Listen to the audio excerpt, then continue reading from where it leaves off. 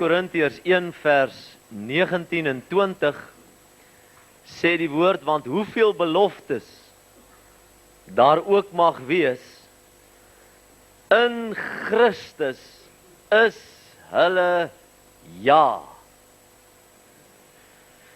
Hoeveel beloftes daar ook mag wees, in Christus is daai beloftes ja. En dan sê die nuwe vertaling dit mooi, en ons spreek die amen in Christus Jesus. Amen beteken, so sal dit wees, of laat dit so wees.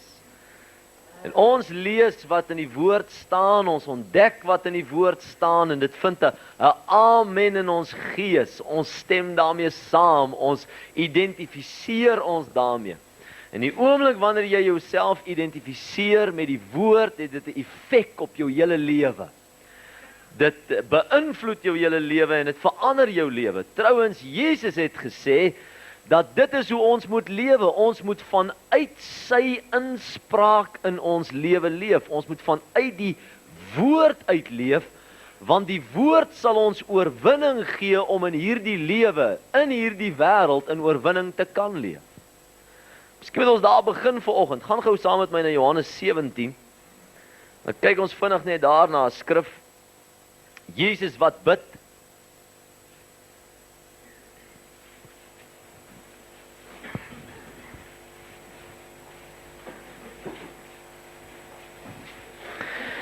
Johannes 17 van vers 15 af, en hierdie gedeelte staan bekend as die hoëpriesterlike gebed van Jesus. Jesus wat bid vir die disippels, maar hy sê ek bid ook vir hulle almal wat daar ver is, wat in hierdie woord sal glo. Letterlik het Jesus ook vir ons gebid. In vers 15 sê hy, ek bid nie dat u hulle uit die wêreld uit wegneem nie, maar dat u hulle van die bose bewaar. Hulle is nie van die wêreld nie, net soos ek nie van die wêreld is nie. Heilig hulle in u waarheid, u woord is die waarheid. Nou die eerste keer toe ek hierdie gedeelte lees, het daar so 'n tikkie teleurstelling in my hart opgekom, dat Jesus nou sou bid en vir die Vader vra, Vader, ek bid nie dat u hulle uit die wêreld uit wegneem nie, want toe ek net tot wedergeboorte gekom het, wou ek niks te doen gehad het met die wêreld nie. Ek het gevoel, nou's ek reg om hemel toe te gaan. Ek het eintlik gewens, ek kon nou skielik net daai transisie maak, hemel toe. Plaas het Jesus dan eerder gebid, die oomblik wanneer hulle tot wedergeboorte kom, Vader, gryp hulle en trek hulle in die hemel in. Maar Jesus bid iets anders. Jesus bid en hy sê, Vader, ek bid nie dat U hulle uit die wêreld uitneem nie, maar ek bid dat terwyl hulle in die wêreld is, dat U hulle van die bose sal bewaar. En die wyse waarop hulle bewaar sal word, hy sê, U woord is die waarheid. Hy sê, heilig hulle deur U waarheid, U woord is die waarheid. Nou hierdie gedeelte het ek nie lekker verstaan nie, totdat ek eendag my hond probeer vry kry het van vlooie. En ek wil julle gou die gelykenis van die vlooie vertel. Ek het 'n hond gehad wat vlooie gehad het en ek wou die vlooie van die hond afkry en ek het besluit dat ek dit 'n oefening sal gee, 'n hele oggend waar ek elke vlooi gaan opspoor op hierdie hond. En ek het die hond nader getrek en ek het hom begin fynkam vir vlooie. En toe kom 'n vriend van my daaraan en hy sê vir my, "Wat is jy mee besig?" Ek sê, "Ek's besig om elke vlooi van hierdie hond af te kry." Toe sê hy vir my, "Man, jy gaan dit nooit reg kry nie, dit werk nie so nie. Al wat jy moet doen is gaan Pick n Pay toe, dan koop jy 'n vlooibandjie en jy sit die vlooibandjie vir die hond op." Nou wel, dit kan nie skade doen nie. Ek gaan toe, ek gaan kry 'n vlooibandjie, sit dit om die hond se nek. En weet, 3 dae later is daar nie 'n vlooi op die hele hond nie. En ek kon dit nie glo nie. Ek meen, dink nou vir jouself, hoe het die hond op die stert geweet daar's 'n vlooibandjie om die nek? En is tyd om af te klim. En ek kon nie dink, hoe werk dit nie? En terwyl ek hierdie ding probeer uitwerk, ek meen, ek weet die vlooi kon dit nie, want ek het die instructions by my gehad. Vloei het hom nie gesien nie. Maar hy het afgeklim. Toe kom verduidelik my vriend vir my, sê Ellen, dit werk so, in die vlooibandjie is daar 'n poeier. En wanneer die hond beweeg, dan vryf die hare teen die vlooibandjie en die poeier kom los en daai poeier word geabsorbeer in die bloedstroom van die hond. En die hond bou 'n bepaalde immuniteit op, 'n stuk sterkte op, sodat wanneer die vlooi hom byt, dan vrek die vlooi en die hond bly lewe. En toe hy dit sê, toe sien ek Johannes 17. Jesus wat bid en sê, Vader, ek bid nie dat jy hulle uit die vlooi nes uithaal nie. Hierdie wêreld is 'n vlooi nes.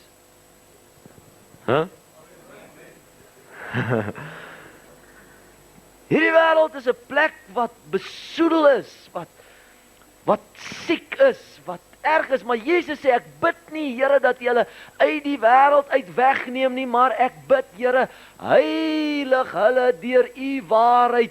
U woord is die waarheid. Maak 'n belegging van u woord binne in hulle, sodat hulle 'n immuniteit kan opbou, 'n stuk sterkte kan opbou, dat die kragte, die eksterne kragte wat kom aanval, nie 'n effek op hulle lewe sal hê nie, maar dat hulle in oorwinning kan lewe ten spyte van die vlooines rondom hulle. En dis God se plan. Dis die plan van die Here, is dat ons sal lewe as mense wat 'n effek het op ons omgewing en nie die omgewing op ons nie. Jy weet, as jy sout op die vleis gooi, dan word die vleis souteriger, die sout word nie vleiseriger nie.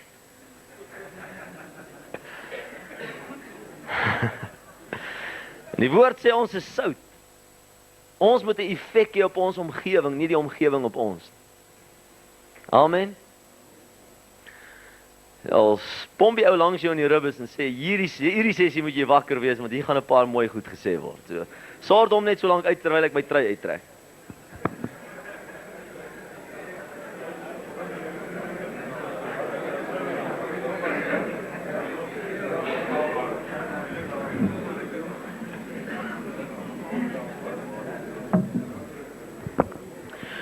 Ons het gisterand gesê, dat toe God die mens geskep het, het God die mens geskep vir 'n bepaalde funksie en 'n bepaalde rede. Wanneer iemand iets daarstel, dan gee hy daardie ding wat hy skep sekere eienskappe om 'n sekere funksie te verrig. Toe God die mens gemaak het, het hy gesê, ek gaan die mens maak gees, siel en liggaam. En die rede waarom God aan die mens daardie eienskappe gegee het, en besonder die eienskap van die dimensie van gees, was omdat die Here 'n bepaalde doel en droom gehad het vir die mens. God wou homself deel met die mens. God wou homself deel met hierdie skepping. Daarom het God ons gemaak soos wat hy ons gemaak het. Jy sien, wanneer jy die ou wat gedink het in terme van spoed, wat 'n motor wou vervaardig, wat vinnig kon ry, hy het op die tekenbord die motor gaan teken en hy het gesê, hierdie ding moet plat wees, hy moet vaartbelynd wees, hy moet breë wiele hê, hy moet kan vinnig ry. Die ou wat 'n Porsche ontwerp het, het hom ontwerp met sekere eienskappe vir 'n sekere bepaalde funksie. Maar daar was 'n ander persoon gewees wat gesê het, daar's iets soos 'n bosveld en ons wil so bietjie in die bosse deurry, ons wil bietjie boondoe bashing doen. Hy het hier 'n hele ander konsep en gedagte. Hy het gesê, ons moet hier 'n voertuig maak wat hoog kan staan, wat 'n sterk chassis het, wat anderster lyk, want hy moet 'n bepaalde eienskappe hê om 'n sekere funksie te verrig. En die oomblik wanneer jy 'n voertuig aanwend buite sy funksie, buite dit waarvoor hy geskep was, dan kry hy seer. Gestel 'n ou kom hier aan met 'n Porsche en hy besluit, man, hier is 'n paar diere wat ons moet gaan bekyk, en hy besluit hy gaan hier oor die vlaktes Kyk net hoe seer kry die manne. Net die gedagte. Net die gedagte om 'n Porsche te vat hier oor die vlaktes. Wat gaan gebeur? Die Porsche gaan seer kry. Jy gaan hom aanwend buite sy skepingsdoel. Hy's nie daarvoor gemaak nie, hy was nie bestem om so te funksioneer nie. En die oomblik wanneer jy enige iets buite sy skepingsdoel aanwend, dan kry daardie ding seer. Die oomblik toe die mens, dit waarvoor hy geskep was om in verhouding met God te leef, om God se inspraak in sy lewe te kan akkommodeer en in intimiteit met God te wandel en te wandel vanuit God se inspraak.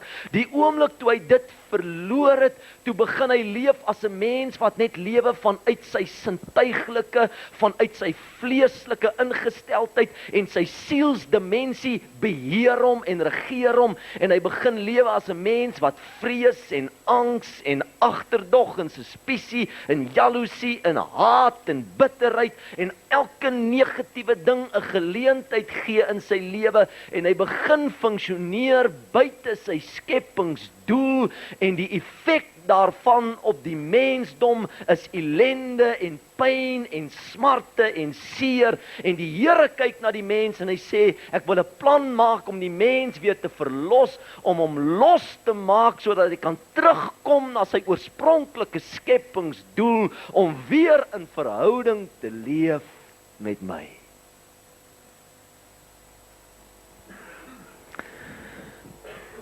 Die oomblik wanneer die mens buite dit waarvoor hy geskep is leef, kry hy seer. Is daar 'n onvervuldheid? Is daar 'n stikkindheid? Is daar 'n verwronge dimensie van lewe wat begin 'n houvas kry op sy lewe? En dis juist dit wat die Here ons wou van bevry. Jy sien, jy kan nie 'n Porsche aanwend om in die bosse te ry nie.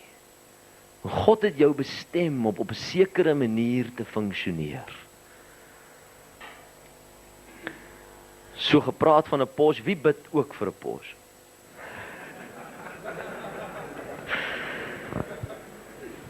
Ek bid nou die dag, ek sê vir die Here, ek sê Here, daar's soveel werk om te doen vir U. Daar's soveel plekke waar ons moet uitkom, daar's soveel dinge wat ons moet doen. Daar's so min tyd om dit in te doen. Here, as ek 'n Porsche het, kan ek vinniger daar uitkom. Gee my 'n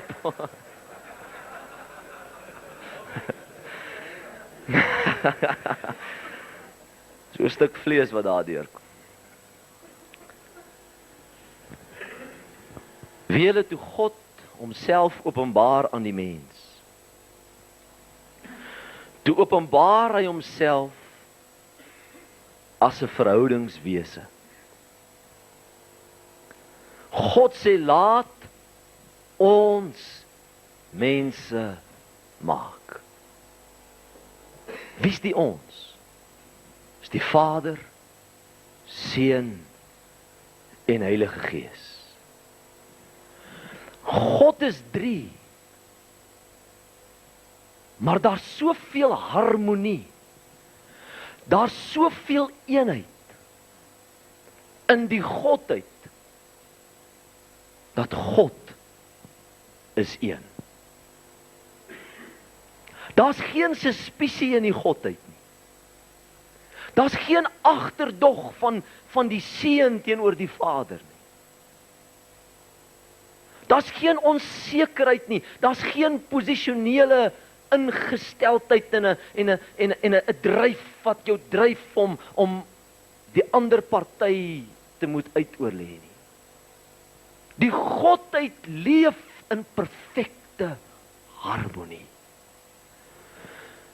En God skep die mens en hy sê, ek wil 'n mens skep wat dieselfde kwaliteit van verhouding kan ervaar, sonder dat daar suspisie is, sonder dat daar skuld is, sonder dat daar enige iets is wat verhindering sou bring aan die verhouding. 'n Kwaliteit verhouding wat sal maak dat mens en ons in absolute eenheid kan leef. Maar ons het gesien dat sonde het daardie eenheid kom versteur. En ons gaan vanoggend so 'n bietjie kyk na die effek van sonde op ons lewens en dan die vryspraak van sonde as die mag wat 'n houvas gekry het op ons lewens, sowel as die effek van sonde op ons lewens.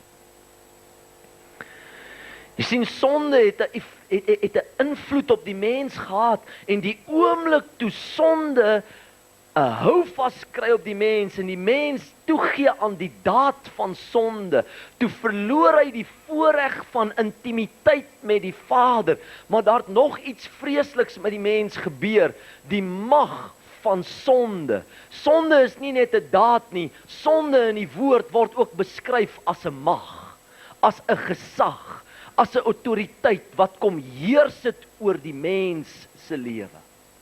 Die woord sê ons het slawe geword van sonde.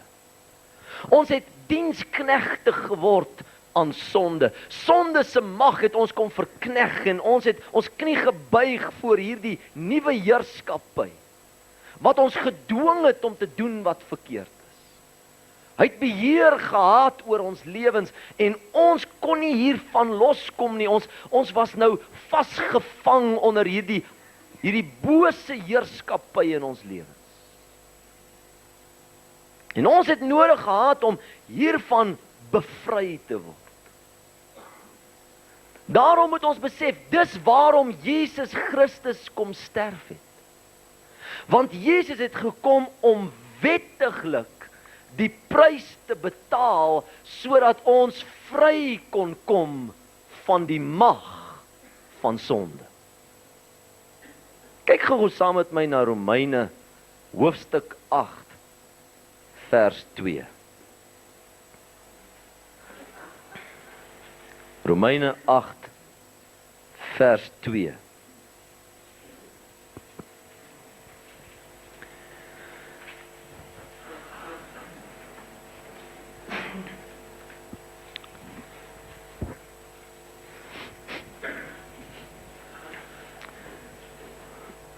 Romeine, daar is 'n paar Bybels wat ge-issue word wat nie 'n Romeine in het nie. So as jy so 'n Bybel het, kyk maar net saam met die ou langs jou. Romeine 8 vers 2. Want die wet van die Gees van die lewe in Christus Jesus het my vrygemaak van die wet van die sonde en die dood. Wanneer die woord hier praat van 'n wet, dan praat hy nie van 'n wet soos in die 10 gebooie nie. Hy praat van dit wat verteenwoordigend is van 'n gesag, van 'n autoriteit. Want 'n wet is die uitdrukking van 'n sekere gesag of 'n autoriteit. Dit werk so in, as jy nou hier sou wegry en dan ry jy op die pad terug, sal jy oral langs die pad sien, daar is bordjies waarop geverf is 120. Dis 'n wet. En die wet sê, jy mag nie meer of vinniger as 120 km/h ry nie. Is miskien belangrik dat 'n paar broers dit hoor. Vir sommige ouens is dit die grootste openbaring wat jy hierdie hele naweek gaan kry. Jy mag net 120 km/h ry. Maar nou kan jy dalk hier in jou Duitse motor klim en sê, maar hy's tot baie meer as dit in staat en jy's 'n belastingbetaler en jy's 'n verantwoordelike mens en jy besluit jy wil graag 'n bietjie vinniger ry en jy stoot hom hier na 150 km/h. Jy's welkom om dit te doen, maar dit gaan nie lank wees nie, dan gaan jy daai geluid hoor wat 'n aardige geluid is, hy klink so tip tip. En dan gebeur die dinge redelik spontaan.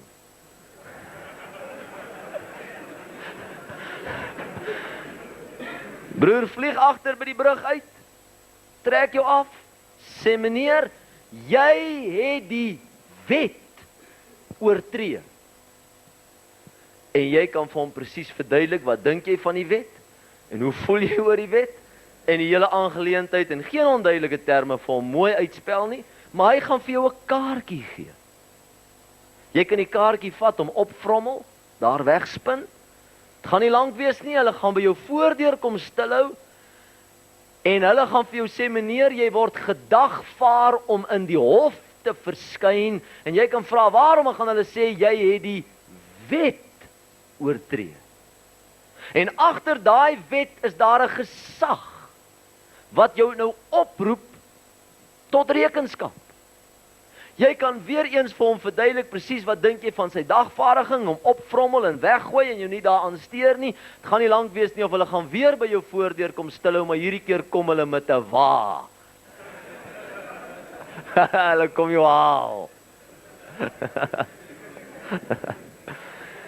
Jy kan jou verset, luister mooi, hoe ver gaan die wet? Jy kan jouself verset daarteen. Jy kan jou dubbelloop haalgeweer uithaal, en jy kan hulle probeer weghou, hulle gaan versterkinge instuur, jy kan jou hele familie posisioneer by elke venster van die huis, hulle gaan die weermag instuur, maar kom haal, gaan hulle jou kom haal, jy die wet oortree. Want wat is 'n wet? 'n Wet het die rugsteuning van 'n regering. Jy sien, as dit net gegaan het oor die blikbord langs die pad, kon ek gesê het, man, kom ons los die ding op en ons verf ons eie blikborde en ons gaan plant hulle oral langs die pad, 160, lekker, ons plant hulle oral langs die pad. Niemand gaan daarna luister nie, hoekom? Want ek het nie genoeg gesag om daai wet te rugsteun. So 'n wet, wanneer hy hier praat van 'n wet, dan praat hy van 'n gesag, hy praat van 'n autoriteit, hy praat van 'n regering. Kom ons lees weer daai vers met dit in gedagte. Kom ons kyk wat sê hy daar in Romeine 8 vers 2. Want die wet, die gesag, die heerskappy, die autoriteit, die regering van die Gees, van die nuwe lewe in Christus Jesus, het my vrygemaak van die gesag, die autoriteit, die regering van die sonde en die dood. Halleluja. Dis wonderlik, luister, die oomblik wanneer jy in Christus kom, dan word jy bevry, sê Kolossense 1 vers 13, van die mag van duisternis. Hy wat ons vrygemaak het van die mag van duisternis, en ons oorgebring het in die heerskappy, die koninkryk van sy seun. Ek is vrygemaak van die mag van sonde. Wedergeboorte, wanneer jy wedergeboorte beleef, dan is dit so dat die mag wat oor jou lewe geheers het tot daai oomblik toe, in daai oomblik wettiglik gebreek word. Jy hoef nie meer 'n slaaf te wees van die mag van sonde. Sê Ellen, maar dit is dan onmoontlik, ek doen dan nog sonde, ek het my lewe aan die Here gegee. Dis waaroor ons gaan praat, want jy sien, nou moet jy jouself begin speel in die oorwinning wat Jesus Christus vir jou bewerkstellig het, en nie langer jouself 'n slaaf maak van dit waaraan jy gekondisioneer was jou hele lewe nie. Die woord sê vir my, dat ek is nuut gemaak in Christus Jesus. Kyk wat sê die woord in Romeine 5 vers 17.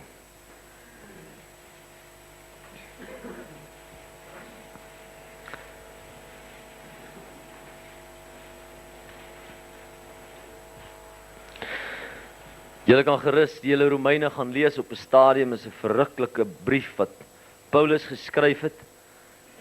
Terwyl julle nou daar by Romeine 5:17 is, kom ons kyk sommer daar na hoofstuk 6 vers 11. Hy sê, so moet julle dan reken dat julle wel vir die sonde dood is, maar lewend is vir God in Christus Jesus ons Here. Laat die sonde dan in julle sterflike liggame nie heers nie, dat julle aan sy begeerlikheid gehoorsaam sou wees nie. Vers 14, want die sonde sal oor julle nie heers nie. Man, as jy nou nooit geweet het waarom amen te sê in 'n kerk nie, dis nou die plek waar jy moes amen sê. Goeie plek om amen te sê. Die mag van sonde is oor jou lewe gebreek. dis waarom Jesus moes kom. Jy sien, as ons in ons eie mag, in ons eie vermoë, in oorwinning kon kom oor sonde, dan hoef Jesus nooit 'n prys te kom betaal het nie. Maar juis omdat ek dit nie kon doen nie, ek kon nie verby hierdie mag breek nie. Romeine 8 vers 3 sê, ons het na die wet gekyk, maar die wet was kragteloos gemaak as gevolg van die sondige natuur van die mens.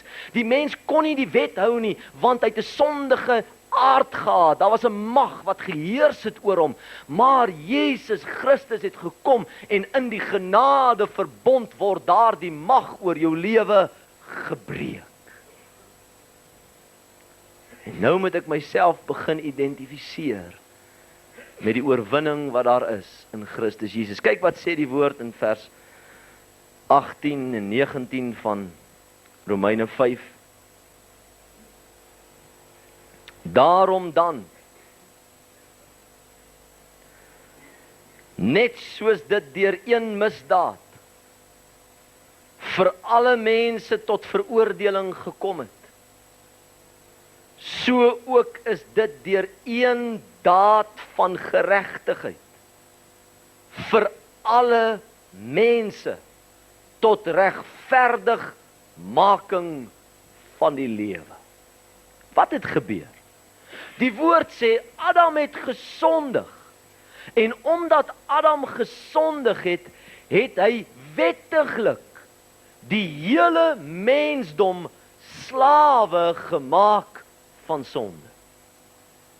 Hy sê as gevolg van die misdaad van die een, het ons almal onder veroordeling gekom. Ons het almal mense geword wat ons knie moes buig onder die mag van sonde. Nou sê hy, as een die mensdom kon verkneg aan sonde, hy sê net so ook het een regverdige offer die hele mensdom weer losgekoop en regverdig verklaar dat ons nie meer onder die mag van sonde hoef te leef nie. Hey, dis goeie nuus. Dis die evangelie, dis waaroor die Nuwe Testament gaan. Dis wat die Nuwe Testament anders maak as die Ou Testament. Die Ou Testament het hulle 'n wet gehad en hulle het hulle bes probeer om te lewe volgens die wette en om dit na te kom sodat hulle God se guns kon wen, maar hulle kon dit nie reg kry nie, want daar was 'n mag wat hulle gedwing het om te doen wat verkeerd is. Maar in Christus Jesus is ek nie langer 'n slaaf nie, maar ek is nou 'n oorwinnaar deur die werk van Jesus Christus in my lewe. Kyk wat sê vers 19.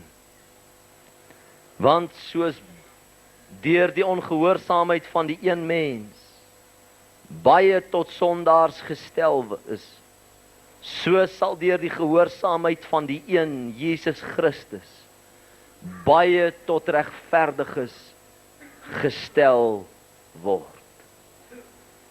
Sê Ellen, maar is dit nie net bestem vir eendag in die hemel nie? Kom ons kyk wat sê vers 17.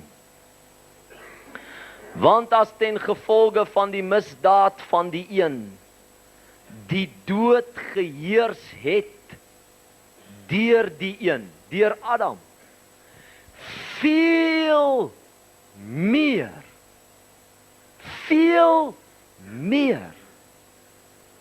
sal hulle wat die oorvloed van die genade en van die gawe van die geregtigheid, die vryspraak ontvang, in die lewe heers deur die een Jesus Christus.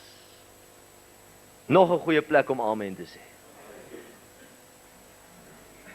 Hy sê Adam het ons almal slawe gemaak. En weet julle wat het nou gebeur? Omdat ons geleef het as mense wat so bewus was van ons slawe toestand, het ons denke geprogrammeer om as slawe te leef. Ons ervaar wedergeboorte, ons word bevry in ons gees, maar ons dink nog soos diensknegte van die sonde. En dis hoekom Paulus sê, hy sê laat God julle verander, bietjie verder in Romeine 12 vers 2. Hy sê, laat toe dat God julle verander, deur julle denke te vernuwe. Sien, as jy 'n slaaf gaan koop by die slawemark en jy bring hom in jou huis in en jy sê vir hom, van nou af is jy nie meer 'n slaaf nie. Jy's nou 'n vrye mens. Jy is nou soos deel van die gesin van ons huishouding. Jy eet nou saam met ons aan die tafel. Jy geniet al die voorregte van hierdie huis. Weet jy wat gaan gebeur? Daai slaaf gaan daar wees, maar dit gaan hom 'n hele tyd lank vat om aan te pas, om vrymoedig te wees, om te begin leef soos een wat deel is van die vrygemaakte huisgesin. Ek onthou, toe ek in die weermag was, toe gaan ek op 'n offisierskursus en hulle plaas my by 'n korporaal. Ag, en die Here help hom as hy dalk hier is vandag.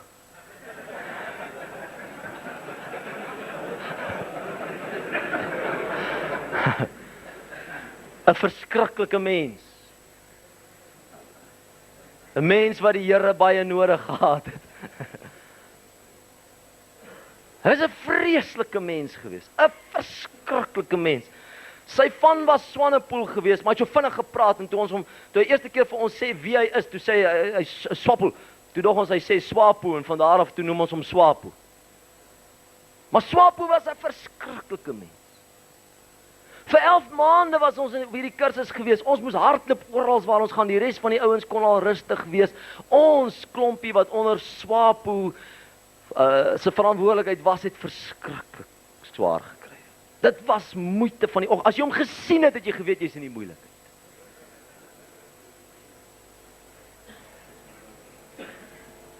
Swapo het by ons vrees ingeboesem. Ons was bang vir hom. Ons het geweet dat as jy naby aan hom kom, jy moet uit sy pad uitbly, want as hy jou sien, gaan hy jou iets gee om te doen. Gaan jy PT hê, dit gaan net drama wees. Vir 11 maande het Swapo ons geterroriseer. Ek vergewe hom. Vertel julle net die verhaal.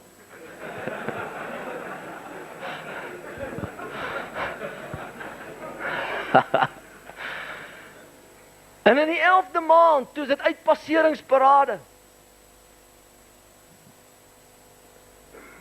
En ek word 'n luitenant. En hulle pos my uit na 'n ander eenheid toe. Ek is so tevrede en ek is so gelukkig. En eendag vra hulle vir my om net iets terug te vat na die opleidingseenheid toe daar by artillerie skool.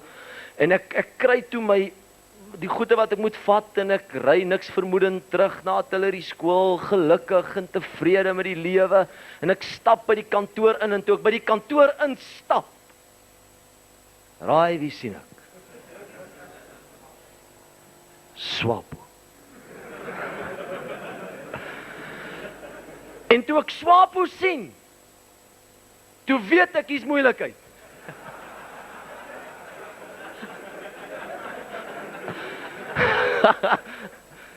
En ek besef, hier's hierdie verskriklike man, en ek kom, op aandag. En ek weet nie wie die grootste geskrik nie, ek of Swapo. Ek was gebreinspoel, gekondisioneer. As ek hom gesien het, ek geweet, dit is moeilikheid.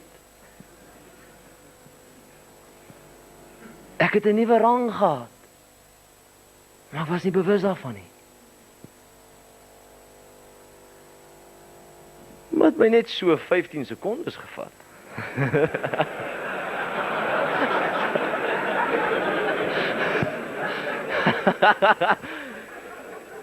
Sê ek, jy's mos Swapo.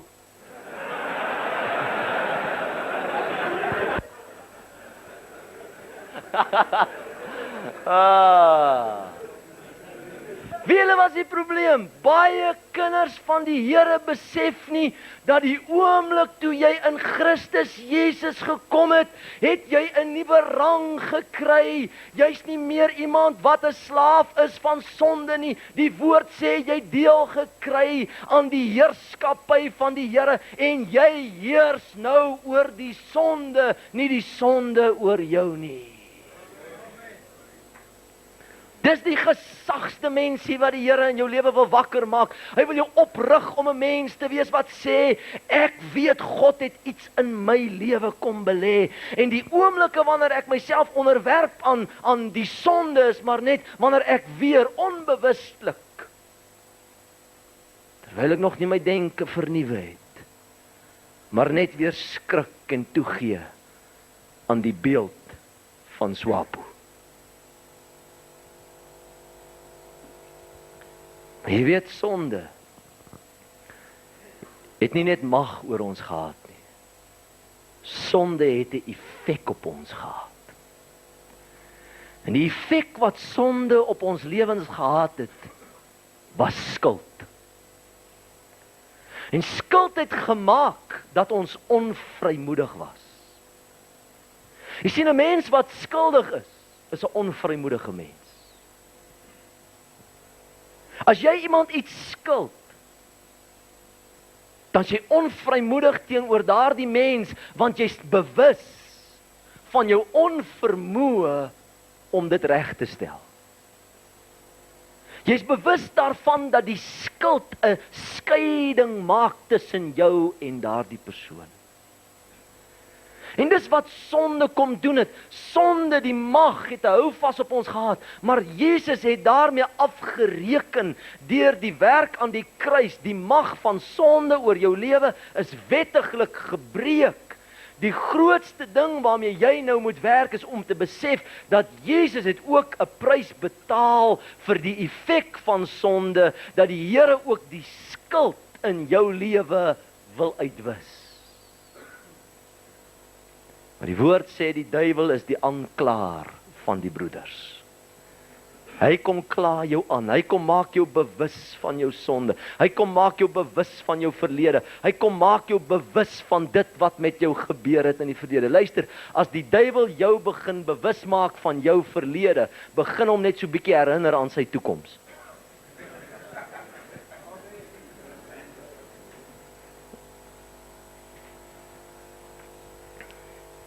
Skuld is 'n verskriklike ding. Baie mense sal alles gee wat hulle het as hulle net kan vry raak van skuld.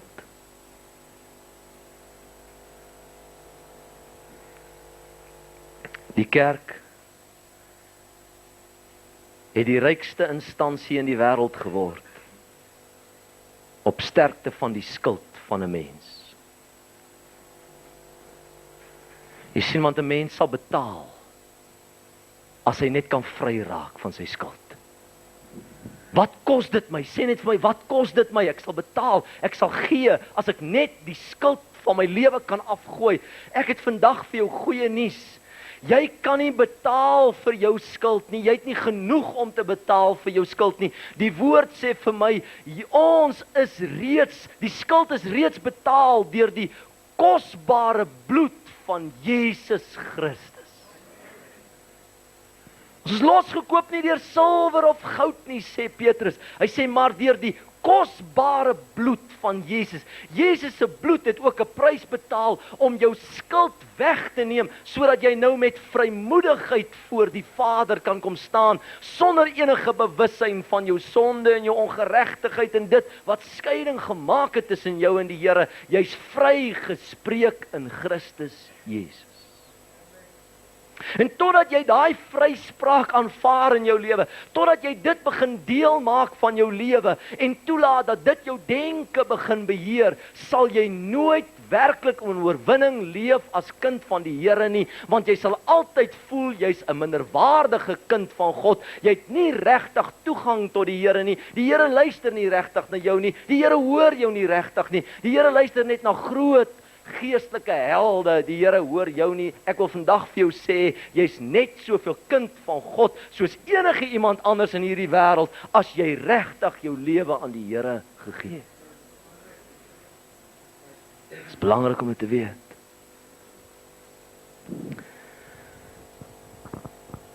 Jakobus skryf, en wil julle nie net gou saam met my na Jakobus gaan nie? Jakobus, vir die Engelse broers wat hier is, dis Jacobus.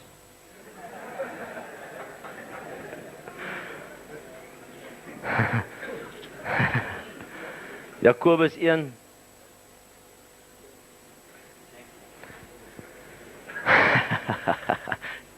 James. Jakobus 1.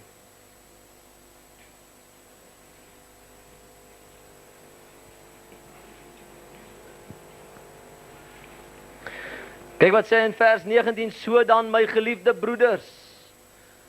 As hy sê broeders, dan bedoel hy ons wat deel is van dieselfde familie. Jy noem iemand jou broer as julle dieselfde pa het. Ons noem mekaar broer in die Here omdat ons dieselfde Vader het. Hy skryf hier dus aan wedergebore mense, mense wat lewend geword het in hulle gees. Nou sê in vers 21, hy sê julle wat lewend geword het in julle gees, doen afstand van alle veiligheid en oorvloed van boosheid. En doen wat? En ontvang met sagmoedigheid, 'n sagte gemoed, 'n ontvanklikheid, die ingeplante woord van God, die inspraak van God in jou lewe, wat in staat is om julle siele te red. Wat is jou siel? Jou siel is jou wil, jou intellek en jou emosies. Het jy al agtergekom dat nadat jy tot wedergeboorte gekom, jy partykeer nog dinge wil wat nie God se wil is nie? Jy dink partykeer dinge wat nie in lyn is met God se plan en gedagte vir jou lewe nie. Jou emosies gee ruimte vir negatiewe emosies, haat, bitterheid, jaloesie, al daardie negatiewe inspraak in jou lewe. Die woord sê, ontvang nou met sagmoedigheid God se ingeplante woord in jou lewe, julle wat tot wedergeboorte gekom het, sodat dit in staat is om jou wil, jou intellek en jou emosies nou te red, heel te maak, sodat jy kan begin dink soos wat God wil hê jy moet dink, want as jy dink soos wat die Here wil hê jy moet dink, gaan jy begin leef soos wat die Here wil hê jy moet leef. Vir daardie rede moet ek myself begin speel in dit wat God se opinie is oor my lewe, nie my opinie nie. Ek is die produk van 'n agtergrond, van 'n verlede, van omstandighede, van 'n sosiale omgewing. Dit het alles 'n invloed op my lewe gehad en nou sê die Here, ek wil daai program herskryf in jou lewe. Ek wil iets nuuts doen in jou lewe. Jy hoef nie meer 'n slaaf te wees van dit wat in die verlede gebeur het nie. Jy hoef nie eers meer 'n slaaf te wees van dit wat sosiaal aan jou oorgedra is nie. Die sosiale skryf in jou lewe hoef nie nou meer jou lewe te regeer nie. Jy weet, baie ouens dink mos hy's 'n produk van die verlede. Dan sal hy sê, jy weet ons van tonders. Ons is maar harde koppe, jong. En dan aanvaar hy dis hoe hy moet wees, want die van tonders is harde koppe. Jy weet, oupa was 'n knol, pa was 'n knol en ek is die klein knol. Familietradisie. Ek het vandag vir jou goeie nuus. Die woord sê as iemand in Christus Jesus is hy 'n nuwe skepsel. Die ou dinge het verbygegaan. Kyk, alles het nuut geword. Dis die uitdaging van Christen wees. Dis die uitdaging van hierdie nuwe lewe in Christus, om jouself te begin speel in die opinie van God oor jou lewe, en nie dit wat jou agtergrond en jou omgewing van jou gemaak het nie. Ons praat van 'n oorwinningslewe. Ons praat van oorvloedslewe. Vir te lank het ons onsself gespeel in die gebrokenheid van Adam,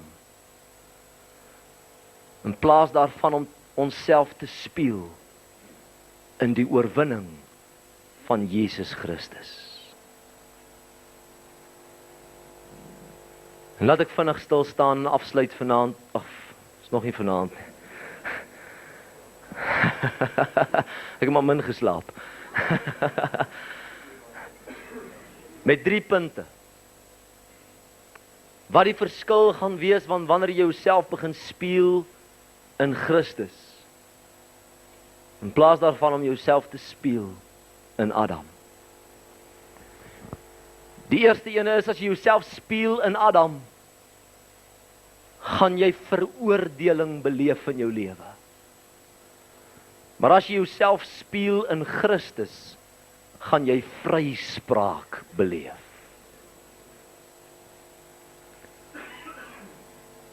Die feite van die saak is dat, kyk gou saam met my na Romeine 8 vers 1.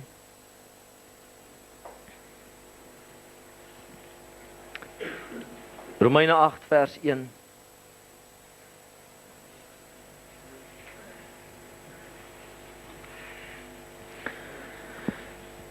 Onthou Jesus het gesê, julle sal die waarheid ken en die waarheid sal jou vry maak. Ons is besig om na die waarheid te kyk. En laat toe dat hierdie waarheid inspraak in jou lewe.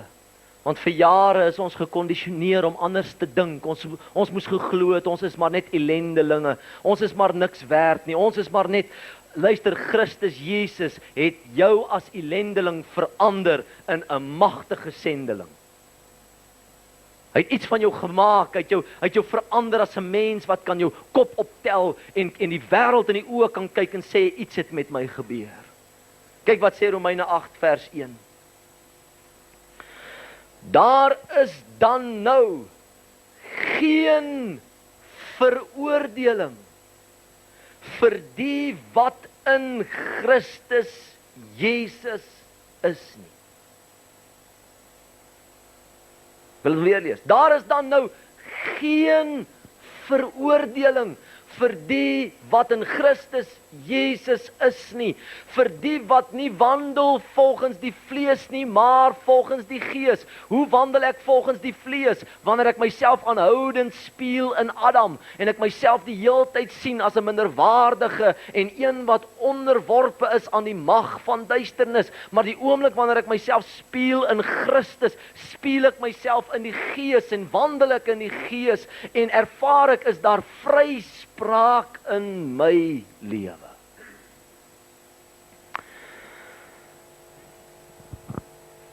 Veral ons Suid-Afrikaner, het groot geword met 'n geweldige skuldingesteldheid. Ons het groot geword, ons het geweet ons is skuldig. Van kleins af het ek geweet ek is skuldig. As ek die verkeersman sien, is ek skuldig. As ek die skoolhoof sien, is ek skuldig. As ek die dominee sien, is ek skuldig. Ek weet net ek is skuldig. Ek weet nie wat ek gedoen het nie, ek weet net ek is skuldig. Swapo mentaliteit. Ek is skuldig. Ons het groot geword met hierdie skuldsyndroom. Ons het gedink, dis ons godsdienstige verantwoordelikheid om skuldig te wees. Ek wil vandag vir jou sê, as jy net skuldig voel oor jou sonde en nooit kom tot vryspraak nie, het jy nog nie die Nuwe Testament gesmaak nie. Iemand sê eendag vir my, hy sê, jong, weet jy, ons het nou het ons 'n raakpredikant. Hy sê, weet jy, as jy by daai kerk uitstap, dan voel jy so skuldig. Ek sê, boet al dat ek jou verduidelik. Ek sê, as hy jou net skuldig laat voel en hy lei jou nie in die oorwinning in Christus Jesus nie, het hy vasgehaak by die Ou Testament en verstaan hy nog nie die werk van die kruis van die Here Jesus Christus nie. Daar's oorwinning vir jou. Jy hoef nie meer skuldig te wees nie. Ja, skuld is goed om jou na die kruis te lei, maar wanneer jy by die kruis uitgekom het, dan moet daar vryspraak wees in jou lewe. Jy kan nie uit 'n Nuwe Testamentiese kerk uitstap met skuld, sonder dat daar vir jou 'n geleentheid geskep was vir vryspraak in jou lewe nie. Vir jare het ons net die skrifte geken. Almal het gesondig en dit ontbreek hulle aan die heerlikheid van God. En dis bykans, ek wil sê, dis bykans krimineel om Romeine 3 vers 23 te lees sonder vers 24 by. Maar dit gaan oor vers 24 en hulle word deur sy genade sonder verdienste geregverdig deur die verlossing wat daar in Christus Jesus is. Dis waaroor dit gaan. Dis die essensie van die Nuwe Testament.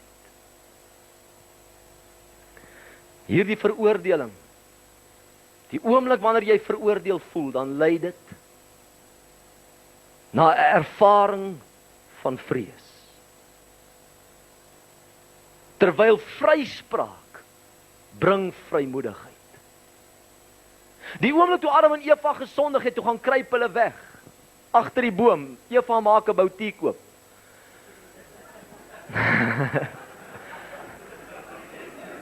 Maar wat gebeur in hulle lewens? Die Here soek hulle en sê, Adam, waar is jy? Hoekom het jy weggekruip? Dan sê hy, ek het gevrees. Die effek van veroordeling is vrees. Wie hulle baie keer is selfs ons godsdienstige aktiwiteit, selfs dit wat ons doen vir die Here, gedryf nie uit vryspraak en 'n ervaring van vrymoedigheid nie, maar vanuit 'n dimensie van vrees. Ek het groot geword van kleins af, het ek geglo ek moet elke aand Bybel lees en bid, want as ek nie Bybel gelees en gebid het nie en die Here kom daai aand, dan gaan ek nie saam nie. So ek het elke aand Bybel gelees en gebid uit vrees uit.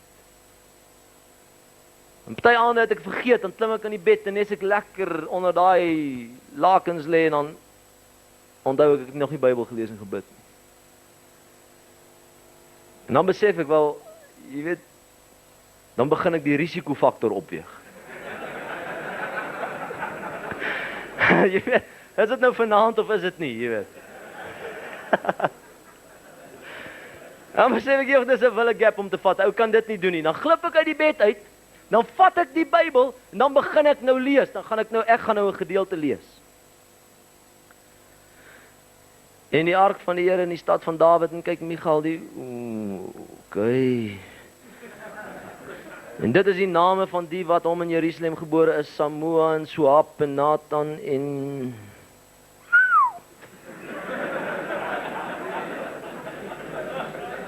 Hallo. 22 jaar was hy. Ja, Here, dis, ek dink nou 'n wrede sukses, maar ek...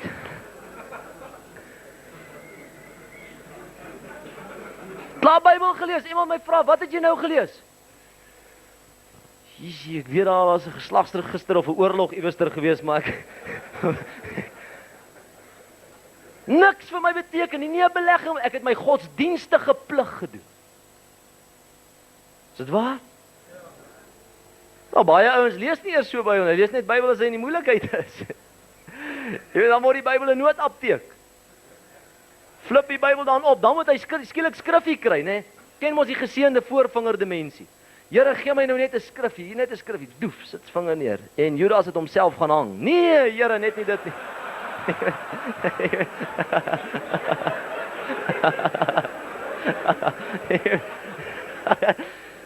Nee, Here, net 'n ander versie, jy weet, jou vinger in die lug. Sit neer.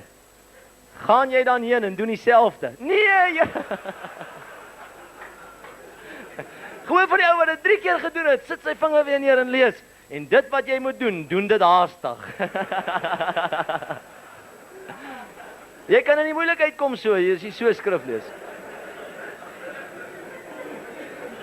'n Ander oom vertel my nou die dag, hy sê vir my, Ellen, hy sê ek het so moeite met die tannie en ek weet nie wat om met haar te doen nie en sy gee my hare tyd en ek weet nie en ek besluit, Here, gee my net 'n woord en hy slaan die Bybel oop en sit vinger neer en hy begin lees en hy lees, laat staan jy die ou esel hier en trek jy verder. Dankie.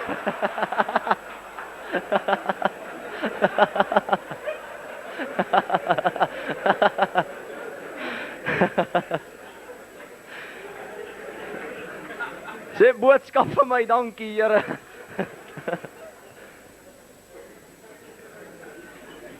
Weet julle wat gebeur? Ons hele godsdienstaktiwiteit is baie keer gemotiveer deur die verkeerde motivering. Jy sien, as dit gemotiveer is uit vrees, is daar nie kwaliteit van verhouding nie.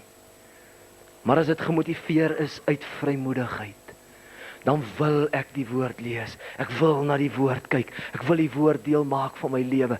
Kyk wat sê Romeine 8, en hou maar die Bybels oop daar by Romeine 8. Ons gaan nog net hierdie skrif in 'n volgende een en dan land ons daarmee. Romeine 8, onthou nou ons het gelees in Romeine 8, daar is geen veroordeling vir die wat in Christus Jesus is nie.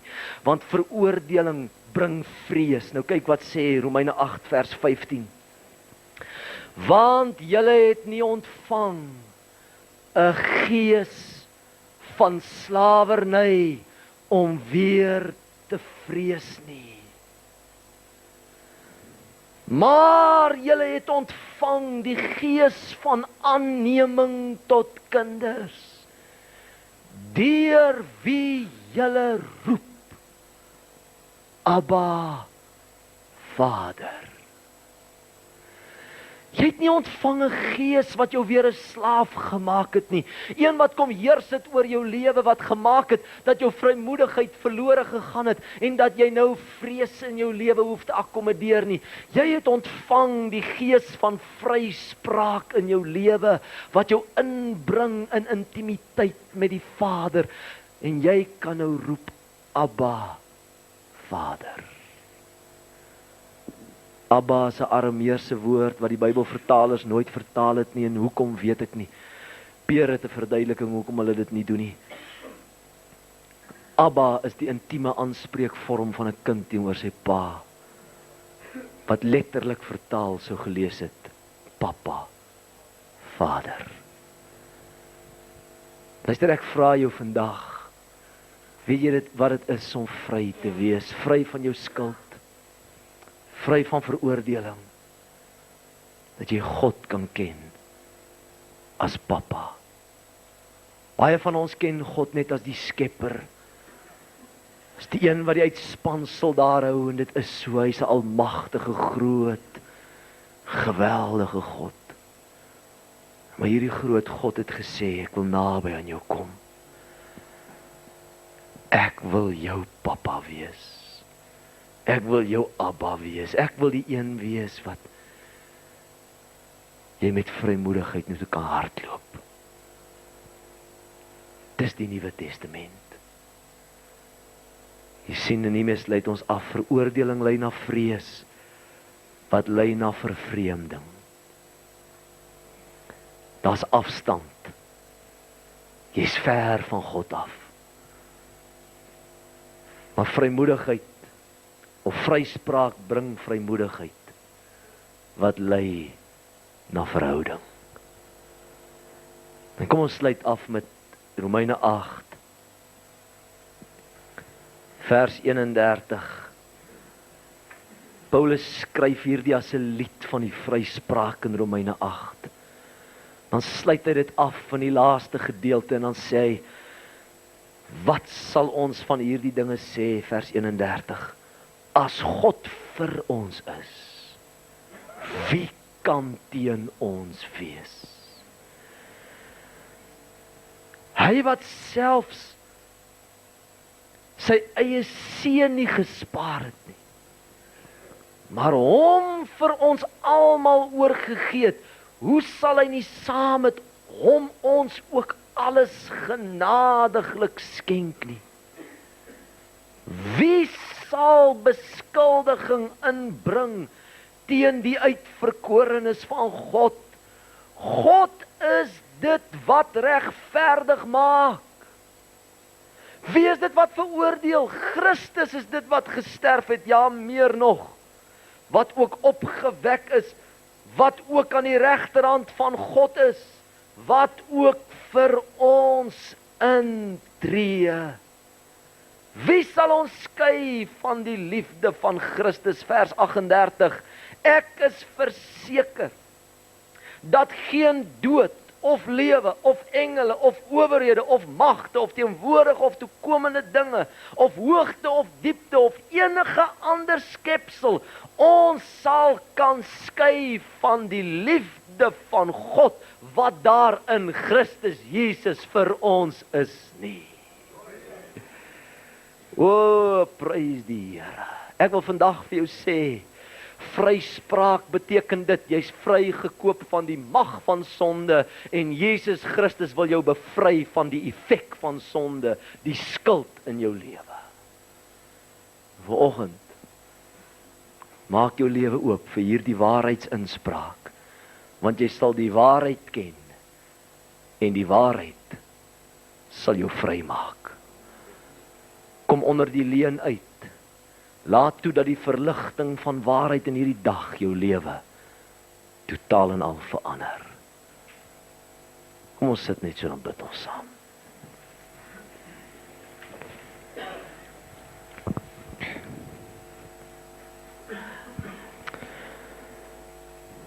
Here, baie dankie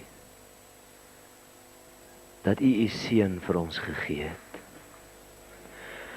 Dankie dat die prys betaal is sodat ons vandag vry kan wees. Here, dankie dat ons in hierdie dag kon stil staan by hierdie wonderlike woord wat ons aanspoor om dit deel te maak van ons lewe. Die woord van die vryspraak in Christus Jesus. Here, ek wil bid vir elke man wat vandag hier sit. Ervaar dat hy nog nie ten volle vry is nie. Ervaar dat skuld hom vashou. Ervaar dat hy nog nie weet wat dit is om in 'n intieme en wonderlike, onbelemmerde, onversteurde verhouding met die lewende God te leef nie. Here, dankie dat hierdie is hulle dag. Hierdie is 'n dag van deurbraak. Hierdie is 'n dag waar die verligting van die woord skyn in hulle harte. Here, dankie dat ons kan bid dat U dit deur die Gees sal lewend maak. Dat U die poging om hierdie woord aan mense deur te gee, sal deur die Gees 'n lewende werklikheid maak in elke man se hart. Ons dank U daarvoor. In Jesus naam. Amen. Amen. Baie dankie.